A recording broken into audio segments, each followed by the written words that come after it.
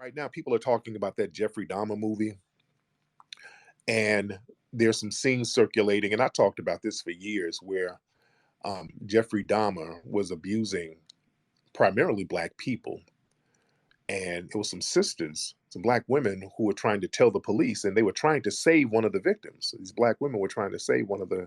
It was, I think he was a Cambodian kid, and they told the police, "Hey, this kid is in danger." And the police took the boy back up to Jeffrey Dahmer's house, and Jeffrey killed the kid.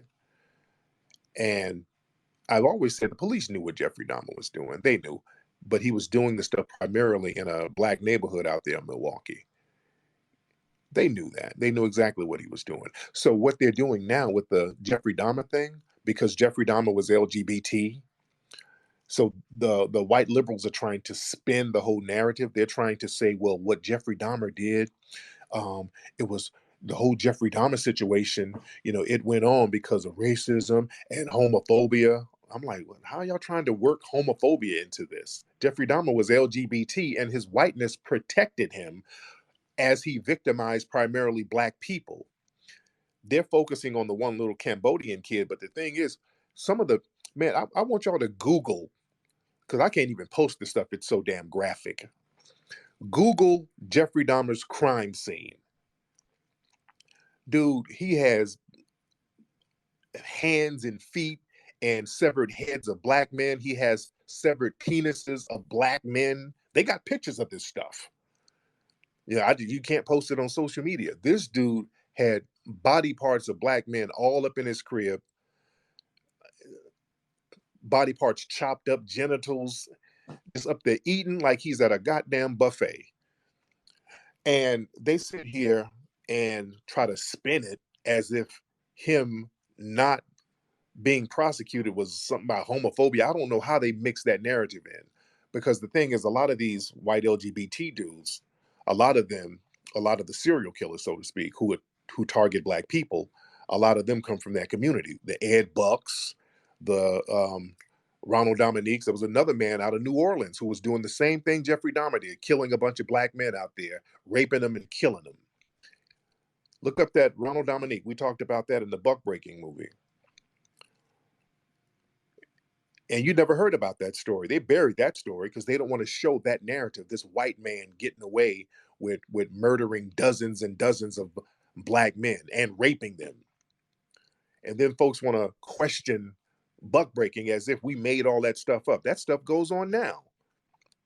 The stuff with Ed Buck, that was buck breaking, and white society let it go on. Ed Buck has never been charged with the murders of those men who was in his house. Do y'all know that? Ed Buck is in jail now. They had to put him in jail for something because, damn, it got so obvious that he was being protected. Ed Buck is not in jail for murder. Ed Buck is not in jail for murdering none of those black men in his house. He's in jail for some like drug charges or something, but not for actual murder. You understand? So we have to understand the game that's being played out here. Let's get my sister Juicy Genius in here. Juicy. Yo, Reed.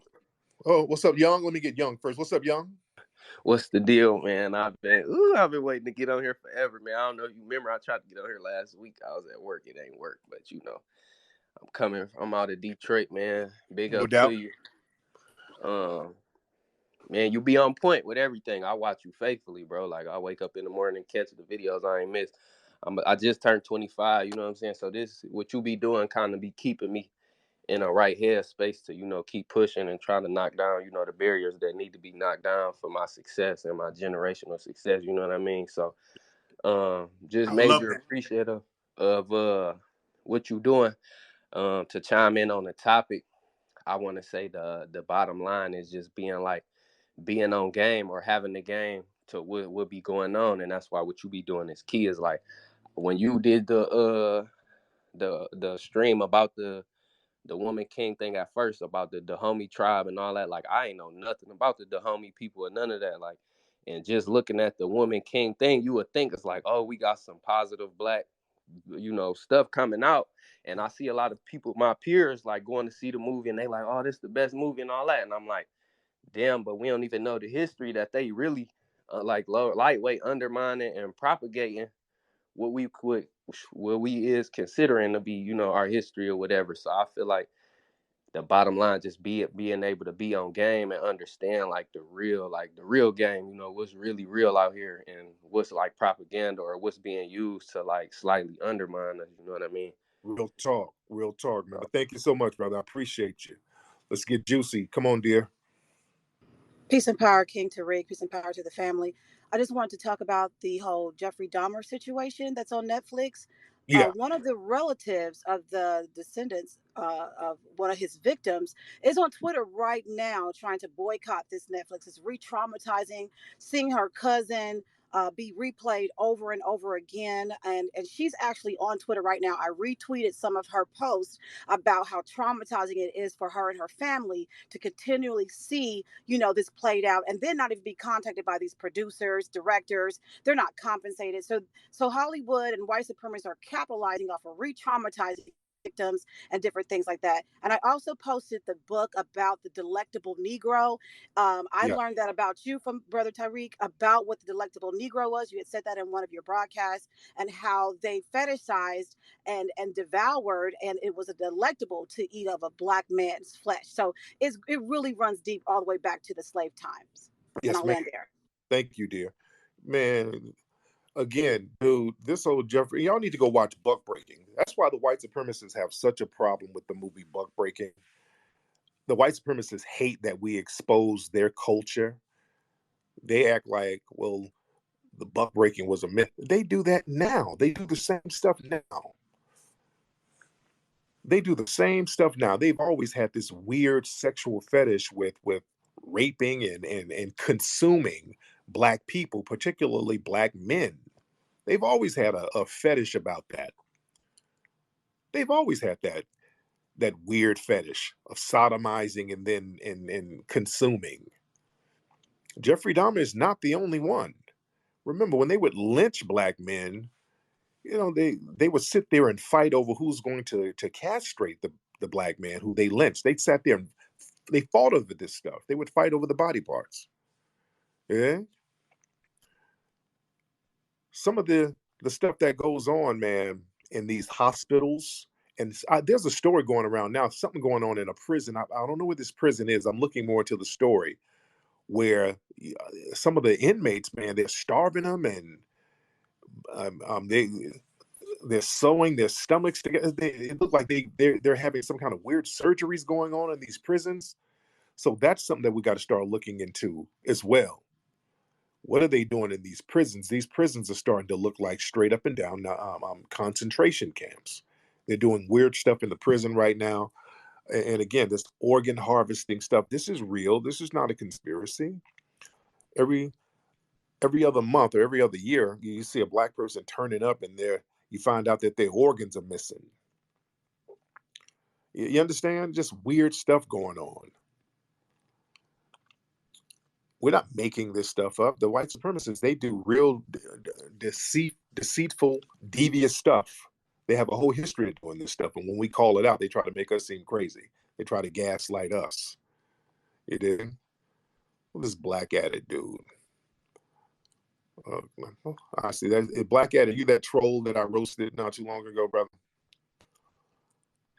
He's still around, I see. All right.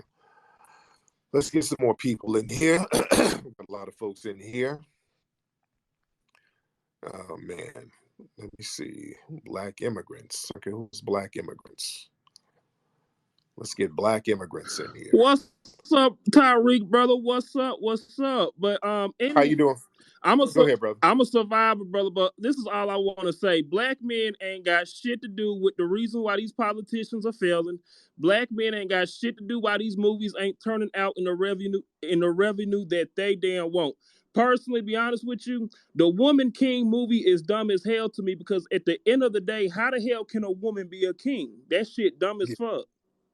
Yeah. Yeah, that's that whole gender neutrality nonsense that they try to push on us. That's all that's about. A woman king. Y'all better watch the subliminals they're trying to throw at you with this stuff. Let's get broke. Broke. What's up, man? Hello, Tariq. How you doing? I'm good, man. What's on your mind? Hey, man, I'm a long-time listener, a big fan of your work. Let me start by saying, man, keep up the great work, man. You have really, truly informed me on a lot of game that's going on around here. And as far as the Woman King movie is concerned, if you remember the movie Harriet, it had a lot of inaccuracies about Harriet Tubman. And Yep. the main thing about that was it was to, psychologically masturbate the mind of the black woman. And I'm having back and forth debates with a lot of my friends on Facebook regarding the Woman King and regarding Harriet and the propaganda messages that it is sending. And the worst part about it is a lot of these black women know it is propaganda. They know what they're watching is BS, yet they continue to fall for it. So, I mean, to my Mm. black women, y'all got to understand, y'all are being played for a fool. Don't sit up here and contribute to your own demise. We got enough problems as it is. I mean, if I'm wrong, let me know I'm wrong. Mm-hmm. Mm-hmm. Real talk, man. And the thing is, I said this before. When they show women heroes, they show them feminine still. Whenever they do movies about so-called powerful women or even women warriors who are white, they don't defeminize them or masculinize them. They still portray them as feminine women. Laura Croft and Xena the Warrior Princess, these were warriors, but they were still feminine women. They have to masculinize the black woman. Let's get Just B in here, and then we get Mila after Just B. Hey, Brother Tariq. You guys are both right. The gender divide is real out here. The Democrats are working extra hard. And I wanted to know if you've seen the movie End of the Road with Queen Latifah. She was very masculine in that movie, masculine as hell. They had her leave the man in the car while she go buck up to the white supremacists and act like she's big and bold. So our families are getting hit and targeted. So we as women definitely have to speak up more, especially against Stacey Abrams and that bull crap. Real talk. Thank you, dear. Yeah. And y'all remember, I think Time Magazine about a year or so ago when the protests were happening, probably in 2020. Yeah, I think yes, 2020. Time Magazine had an illustration, a cartoon illustration talking about the protest, and they were like, yeah, the face of the protest, and they had a black woman with a black child as the leader of the protest. And they put that type of stuff out there to make it seem like, okay, we're going to switch the genders to put the woman in a more masculinized position. And then we're going to show the black men like Billy Porter, like D. Ray McKesson. We're going to show black men running around here sashaying around. And they go out of their way to promote that narrative. They always have to promote black women as burly and masculine and black men as dainty and feminine. You understand? So when we look at the music industry, we look at let's look at a small child watching a video show or video award show. What's a child going to see? When a child is watching one of these shows, you're going to see Lizzo, all right, white people fawning over big, strong, burly Lizzo. I'm not being mean. We just got to call it what it is. That's a big gal, good or bad, right or wrong. They're going to see a big, hefty gal, and they're going to see Lil Nas X. You see? So the woman is big and burly, and the black man is in a dress, dainty with a wig on. And then they're going to show Saucy Santana with the BBL. Okay? These are the images that children see. And they know what they're doing to the minds of children when they see images like that. It's gender erasure. You make the genders all mixed up. And they specifically do it with black optics. They really do it with us. The optics have to be there. Going back to Lil Nas X, you see the Lil Nas X video, that last one he did where he's in jail, him and a bunch of black men are in jail twerking. There's a bunch of black men in jail, butt naked, twerking, and the one white man, Jack Harlow, is the only masculine one. The white man is the masculine one. And I keep pointing out, if you look at these award shows, The white entertainers, the white rappers, they show up masculine. The white rappers are coming wearing suits, and they got all the black rappers dressed like children or dressed like women. This is something that's designed by the executives at these labels and at these corporate media outlets. They design this type of stuff. The optics are designed. So we have to understand propaganda. Let's get Mila in here. What's up, Mila? Mila, you ready? Wait, hold on. I thought I added you. Hold on. Let me add. Mila, hop on, dear. I just added you again. Hop on, Mila. Hello, could you guys hear me? Yes, how are you, Mila? Can you guys hear me? Mila, we can hear you, ma'am. I'll leave and come back. I'm not sure if you guys can hear me. All right, Mila, get your phone together, dear. You got to get your phone together, sweetie. You should not still have an iPhone 2.5. Okay. You won your iPhone at a bingo game, ma'am. You got to have it together, dear. You got to have it together. All right, let's get some more people in here. All right, let's get True Steel. Let's get True Steel. All right, True Steel, hop on. Hop on, True Steel. What's good? What's All good? right. I'm here. What's up, brother? There you go. What's up, True? You How are already you, know, brother? man. Listen, I'm Dominican. My mom is Dominican. My father's Dominican. We consider ourselves black, right? And I know Yes. you had an issue with that, but brother, I'm darker than you. Like, you know what I'm saying? I speak Yeah. Spanish, and I'm from New York, right? I'm not with the clown business what the other brother was doing earlier. We don't do that. We grown men, right? So I totally Yep. respect you. I follow you. I see everything that you do. I follow you. I'm with you 1,000%. Well, No doubt. not 1,000. I'll say, close to 100% of what you do and stuff like that.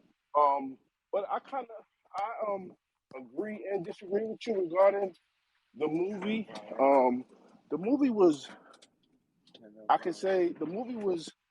I can see what you say regarding the movie being showing the woman, black woman being masculine. But the point of the movie was to show that in this particular tribe, whether it be real or fake or whatever, that the movie was showing that the black woman had some type of um, strength behind her. Like we wasn't soft because there were soft women in the movie that was portrayed that they were like super feminine and stuff like that.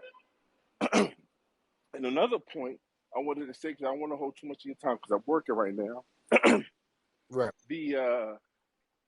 The Queen Latifah movie was portrayed that when has Queen Latifah, let's be honest, when has Queen Latifah played somebody a feminine part? You know what I'm saying? Like a soft woman. She's never played. That's not even her in real life.